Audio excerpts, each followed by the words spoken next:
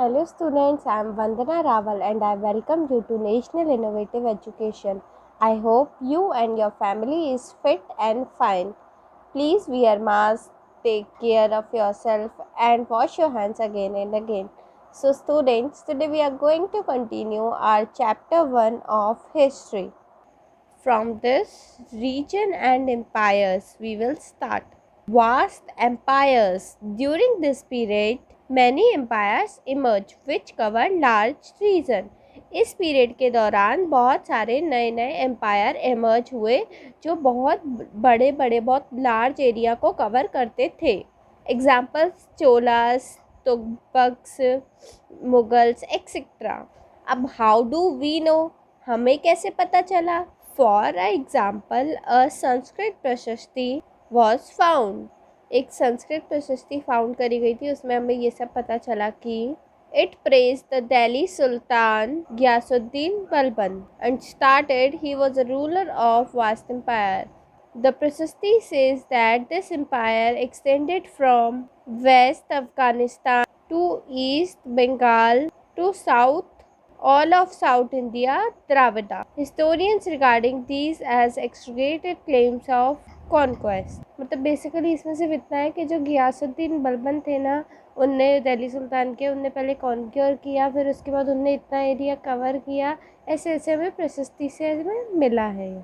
Actually क्या ना, ये सब कुछ बढ़ा चढ़ा के प्रशस्ति में लिखे गए थे, बट रियलिटी में इतने बड़े नहीं थे. So try to understand why rulers keep claiming to control various region. उन्होंने ये भी समझने की कोशिश किया कि रूलर्स क्लेम क्यों कर रहे हैं दूसरे रीजन्स को कंट्रोल करने के लिए. By the 70s many reasons had distinct geographical dimensions, their own language, unique cultural characteristics and also they were associated with ruling dynasty. मतलब कि 70s तक ये सब चीज़ें कुछ रीजन्स के पास थी, मतलब मोस्टली मैनी रीजन्स के पास ही थी. क्या क्या जोग्राफिकल डायमेंशन हुए और ख़ुद की लैंग्वेज हुई, यूनिक एक मतलब सबसे हटके एकदम यूनिक कल्चरल कैरेक्टरिस्टिक्स हुए उनके, है ना, अपने कल्चर से related.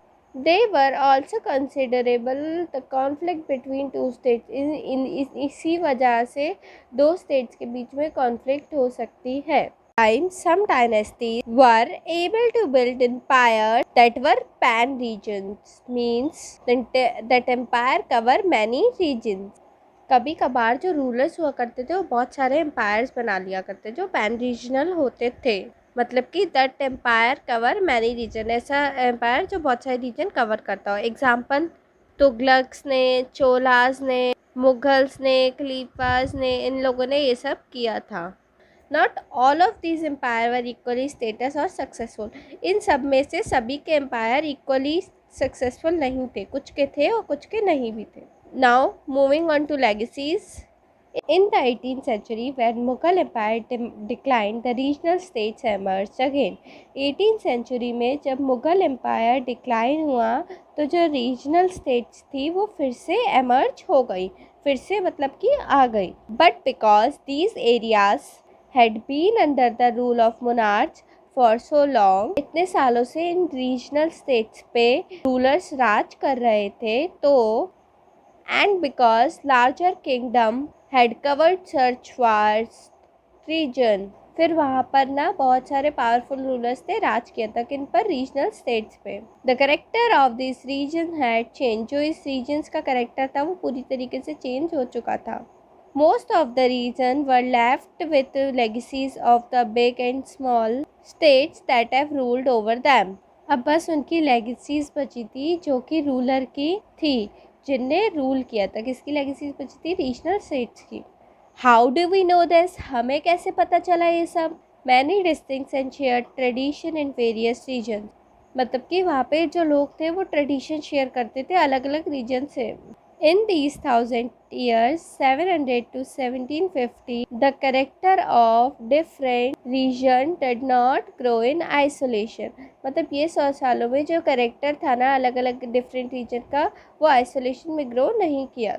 They feel that impact of large pan-regional forces of integration, but they also maintain their distinctive. Moving on to religion. Now we will see what is in religion.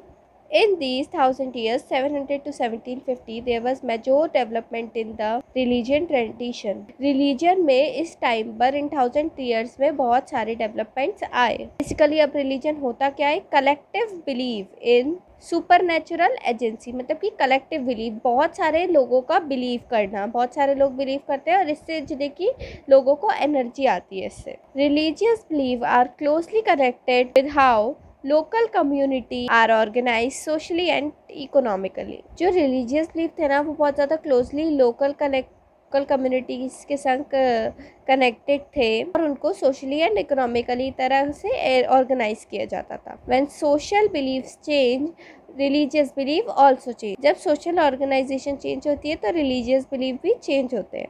Now we will see Hinduism.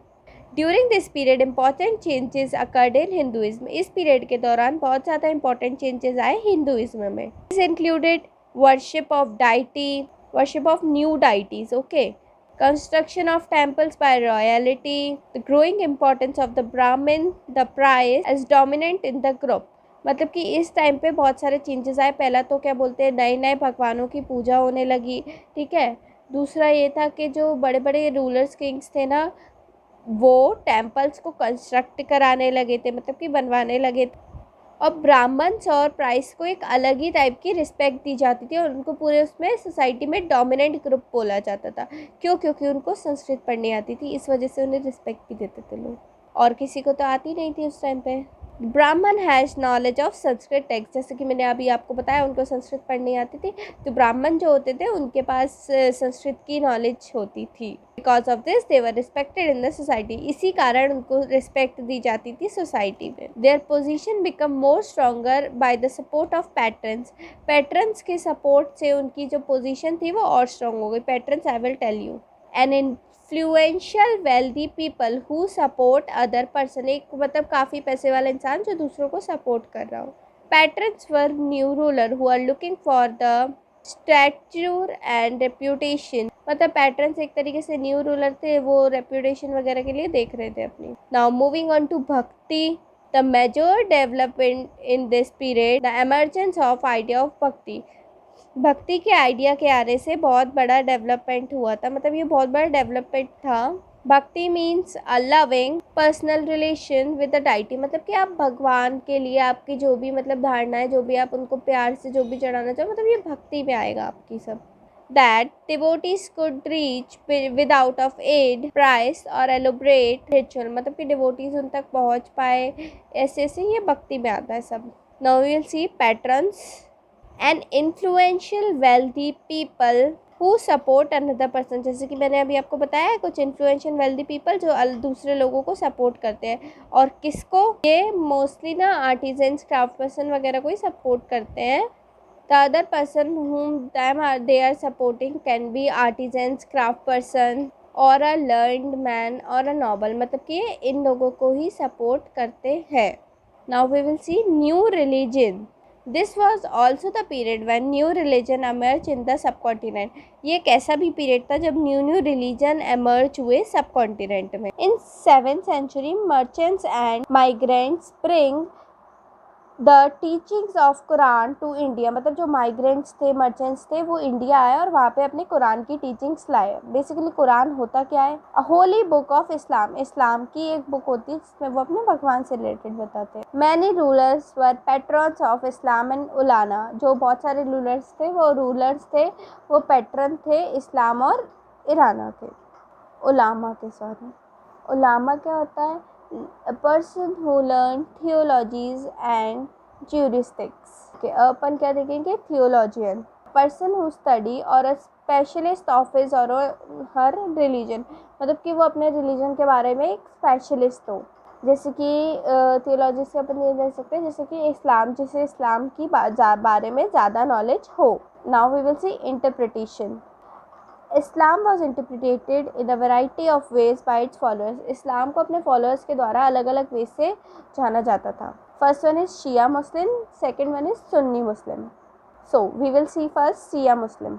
Believe that prophet Muhammad son in law was legitimate leader of Muslim community. ये believe करते थे कि profit Mohammad का जो सन in law है वही हमारे Muslim community का लेजिटिमेट लीडर है। अपन सुन्नी मुस्लिम का देखेंगे, ये क्या बिलीव करते थे? Accept authority of early leaders khalifa of the community and the succeeding khalifas. इन्होंने अर्ली लीडर्स की अथॉरिटी को एक्सेप्ट किया, जिसे अपन खलीफास बोलते हैं। So there were various difference between them. The various school of law, मतलब कि वहाँ पे अलग अलग स्कूल्स बना दिए गए थे लॉ के, mainly in India. First one is Hanafi and second one is Shafi.